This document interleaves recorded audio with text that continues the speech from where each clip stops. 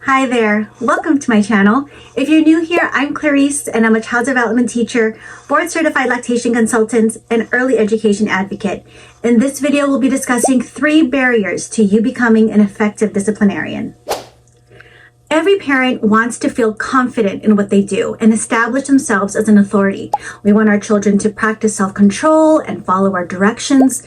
But if you're watching this video and you're thinking, I don't feel confident, I feel lost in how to discipline, you're also probably wondering what is holding you back from being the parent you want to be.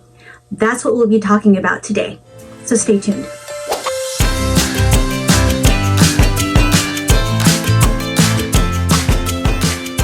Let's get on the same page on what I mean about discipline.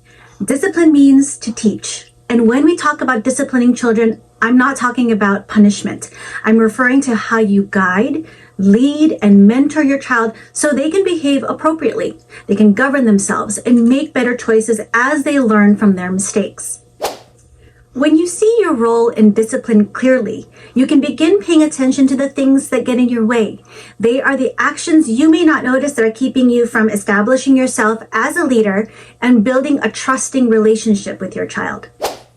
Let's talk about 3 barriers and the actions you can actively take to break them down.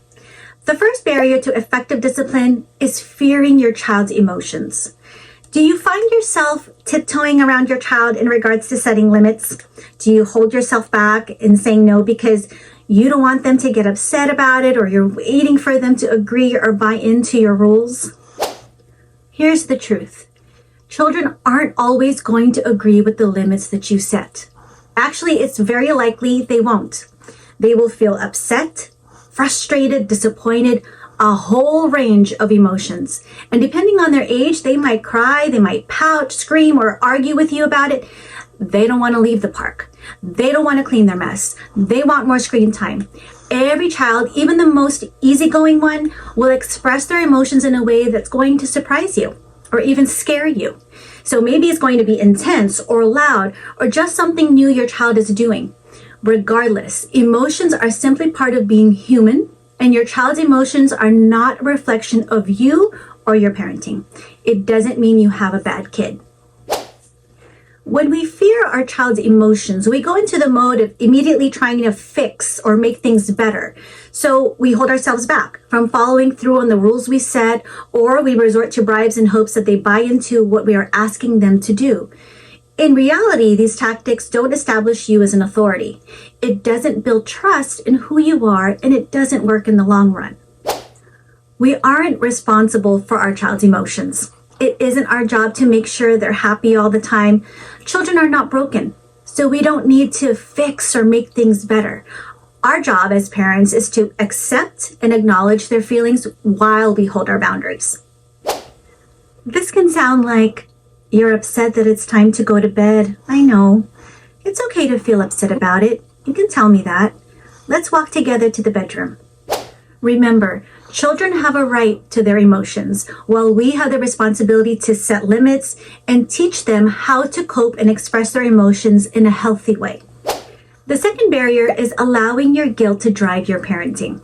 Feelings of guilt can influence your parenting decisions and interfere with disciplining your children. The guilt can stem from different areas of your life, and it's helpful to self-reflect and identify those situations. Now, guilt is a powerful emotion and can quickly morph into shame. You may start to question, am I doing enough as a parent?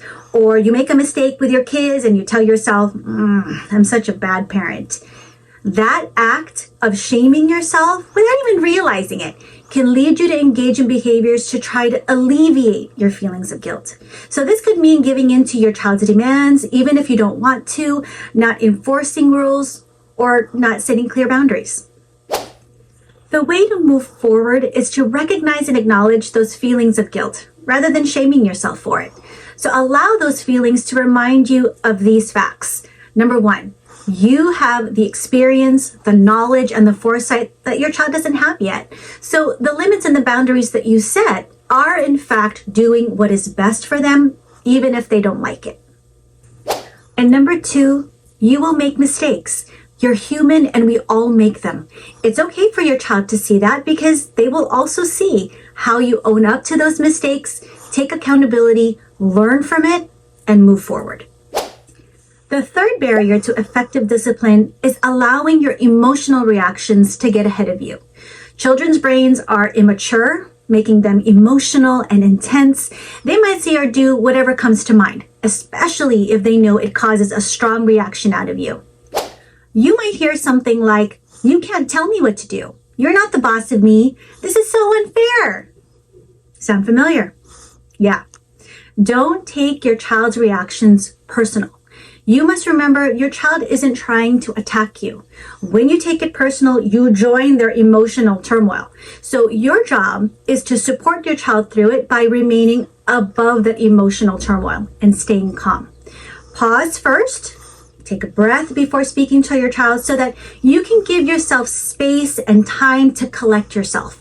When you practice this over and over, you are then able to make space for your child and follow through on your limit. This can sound like you don't want to turn off that game.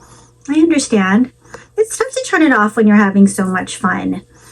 It's time to turn it off and you can play again tomorrow after lunchtime. You're not going to get it right every time, and that's okay.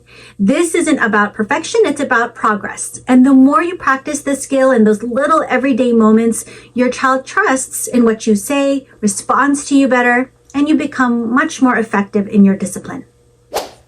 Thank you so much for watching. Please like, share, and subscribe, and I'll see you in the next video.